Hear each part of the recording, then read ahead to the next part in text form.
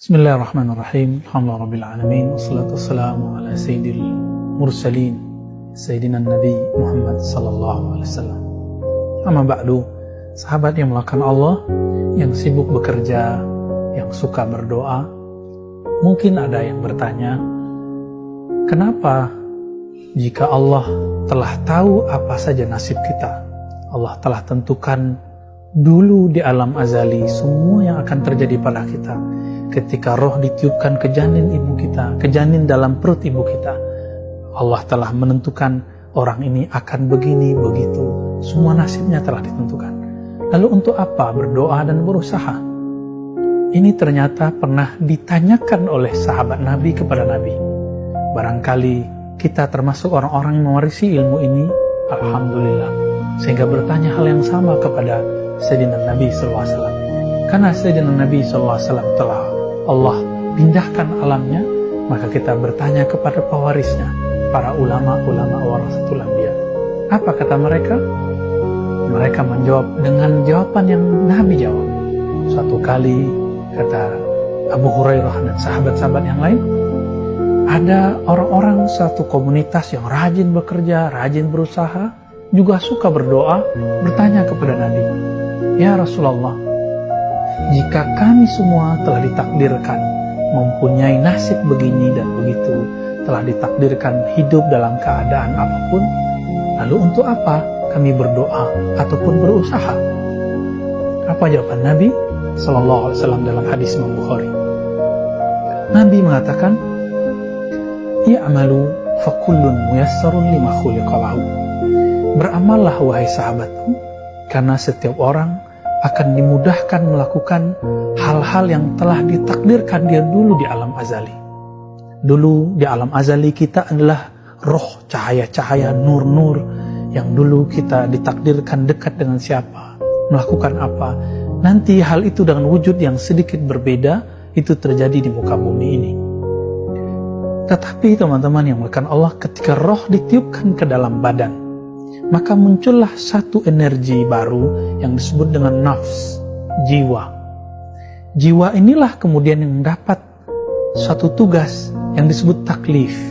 Yang taklif itu diartikan tugas dari Allah, dari syariatnya Allah Subhanahu wa Ta'ala. Inilah yang dikatakan di dalam Al-Quran, la yukallifullahu nafsan illa wus'aha. Tidaklah Allah membebani seseorang kecuali dengan usahanya. Dan orang lupa, ternyata doa itu adalah usaha. Orang-orang hanya berpikir bahwa usaha itu ketika dia mulai mengeluarkan modal, mulai kemudian beraktivitas. Tidak. Nabi SAW selalu mengatakan, min sa'adatil mar'i ayastakhira ilallah fi amri. Hadis riwayat Imam Ahmad dan hadisnya hasan. Salah satu ciri-ciri orang punya usaha sukses ketika dia meminta persetujuan Allah dalam semua urusannya. Dalam berguru, dalam berteman, dalam berkomunitas, dalam bersafar, dalam bekerja, dalam berjodoh. Semuanya diatur. Istikharah isinya berdoa. Jadi untuk apa berdoa? Doa itu adalah minta restu kepada Allah. Doa itu adalah bermanja-manja kepada Allah. Bukankah sebelum kita berdoa, Allah sudah tahu? Makanya Al-Imam Abul Hasan Syazili memulai Hizb Bahar, salah satu doa yang beliau wariskan kepada murid-muridnya. Memulai Hizb Bahar dengan kalimat, Ya Alim, Ya Azim, Ya Halim. Wahai yang maha tahu isi hatiku sebelum aku melafazkan. Wahai yang maha tahu nasibku sebelum aku diciptakan. Wahai yang mau tahu aku dengan hal-hal yang aku tidak tahu.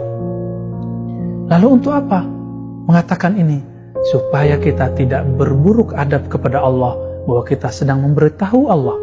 Kita berdoa bukan memberitahunya. Kita berdoa hanya bermanja-manja kepadanya. Kita berdoa hanya minta restu kemantapan hati kepadanya.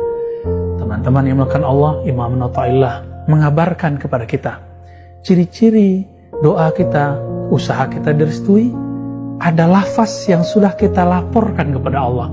Maka boleh kita sebut doa itu melaporkan bahwa kita mau melakukan sesuatu supaya Allah merestuinya.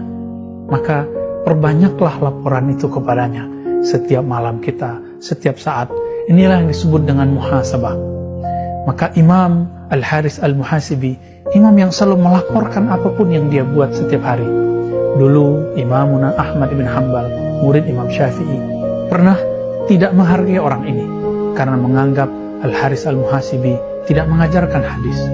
Ternyata Al-Haris Al-Muhasibi mengajarkan inti dari ajaran hadis itu.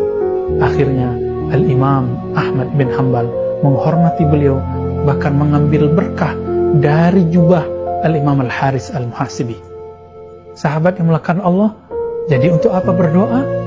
Berdoa adalah melaporkan keinginan kita kepada Allah, meminta restu Allah, dan yang terakhir, meminta restu kepada Allah Subhanahu wa Ta'ala. Hidup ini hanyalah minta restu Allah.